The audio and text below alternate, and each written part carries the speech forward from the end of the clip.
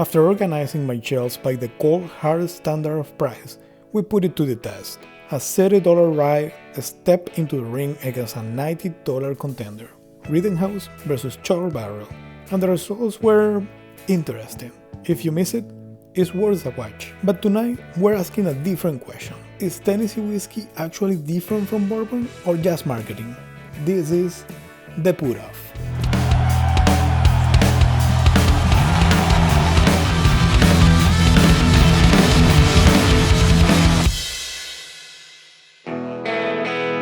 First up, Tennessee's own Jack Daniel's Old No. 7, charcoal mellow to the Lincoln Country process, around 80 proof, and one of the most recognizable bottles on the planet. This is Tennessee whiskey's flagship. Smooth, approachable, and just about everywhere you look. In the other corner, Buffalo Trace, a straight Kentucky bourbon, around 90 proof, and widely considered a benchmark for the category. Balanced, classic, and for a lot of people, the definition of what bourbon should taste like. But once the label disappears, does classic bourbon stand out or just blend in? So let's start with the nose. First, let's try glass A and see how this goes. Before the nose, let's take a look at the colors a little bit, and you can see this one has a honey darkish color. Let's start with the nose. I can get the charred notes here. It's really a classic bourbon smell. Char, honey. You get the oak. It's really soft, the oak over there. Probably because of the young age of this. It smells really nice. Let's go with glass B and see what we can find.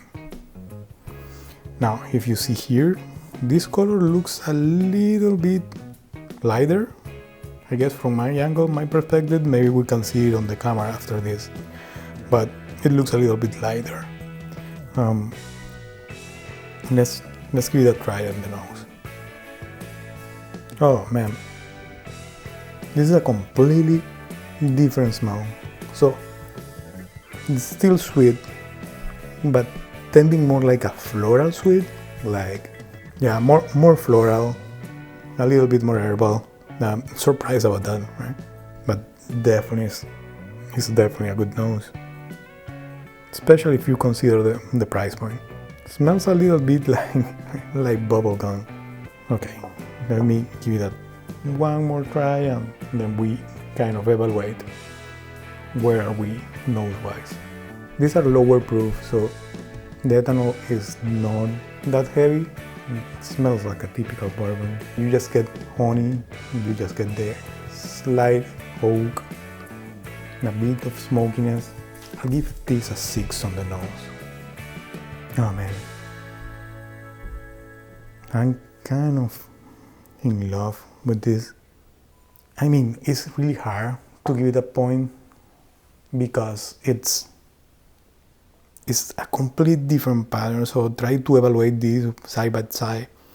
It's getting tough. I guess at this point it's just a matter of preference.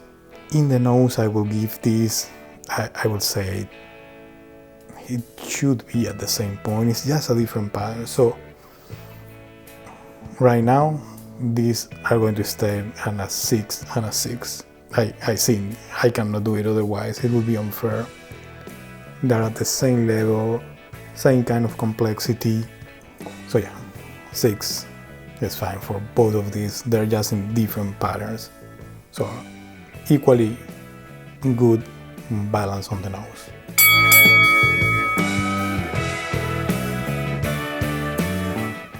Start with glass A. Cheers, guys. I have to say, it was probably more complex in the nose than it is on the palate. I can feel the char and I can feel the honey. It's a little bit muted somehow. I like these legs. I don't know if you can see it on camera, but it leaves some really nice legs there. But going back to the taste, at least in the first sip, it tasted really simple. It's classical bourbon, but you can taste that it is kind of a low budget, lacks complexity. The finish starts to looking like it's good, but it goes bad, but we get into that in the next round. Let's focus on the initial taste. Let me give a second sip so we can evaluate it right. Yeah, it's the sweetness of a classical bourbon. So if I have to bet, I don't want to take guesses. I'm too new to this to take guesses. But it's the sweetness of a classical bourbon.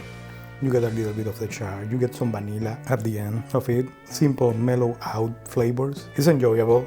You can use it as a day-to-day sip, especially in the price point of any of these two. But it's pretty simple. It won't knock the sock off if you have friends that you want to impress.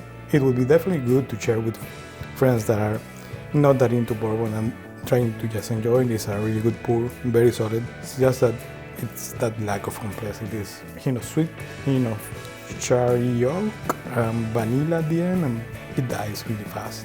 I'm going to give this close to a 5. I think it will be a 5.5. Let's put it at a 5.5. Let's go to the next challenger and try it out. The smell does translate to the palate. I can get that hint of floral taste, a little bit herbal, and some peanut. This is a bit more complex, I must say, in the amount of flavor, but it's a little bit more soft, a little bit more mild. This one over here, hits you right away with that sweetness that you would expect from a bourbon. This one is a little bit milder, and even though it has more flavors, I can feel this to be like a higher level whiskey than this one because the intensity of the flavors. If I have to guess, I would say this one is a little bit higher proof than this one over here. Let's give it a try. Still, I feel like I get more flavors, like more diversity of flavor, let's say, from this one than from this one. But in this one, the few flavors that I get are more intense than in this one. So it's a head-to-head here. It's like a little bit of orange, mute sweetness, a little bit of peanut at the end, like peanut butter.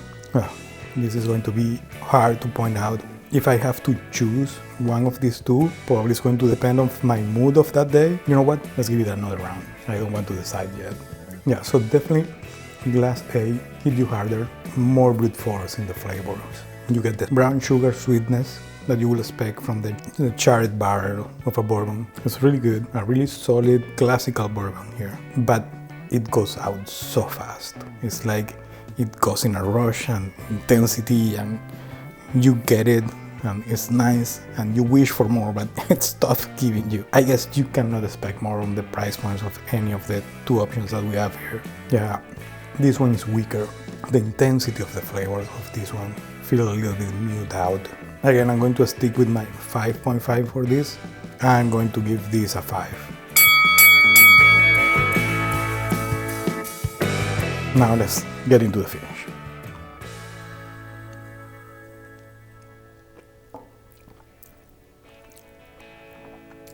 One, 2, 3, 4, 5, 6, 7.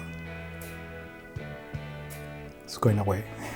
So yeah, I get around 15 seconds of finish with this one, where you can still feel the last remaining pieces of flavor. So the caramel dissolving into the vanilla. It's a good sensation that I wish it lasts longer, but it goes away really fast. And like I mentioned, you can expect that with the price point of these whiskeys. Now let's give it a try to the finish on B and see what we get. B is definitely shorter finish. You can taste it for a moment, but it goes really fast. I didn't even have to count for that. I stopped at 5 seconds, something like that. It goes away really fast. So I'm going to give this a 5 in the finish, and this one is going to be a 4. Yeah, if it was for the finish, this one would be gone for sure from my bar. Now let's go to the total scores for these two champions over here.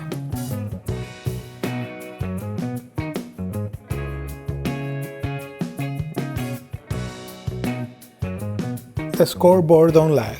So tonight's decision, Buffalo Trace holds its ground as a benchmark bourbon. As for Jack Daniel's, smooth, easy, iconic, but it's heading right back to the cocktail cart where it shines. Thank you for joining us tonight. Please, if you like this content, hit like, subscribe, you know what to do. Thank you so much again. This has been The Pour Off.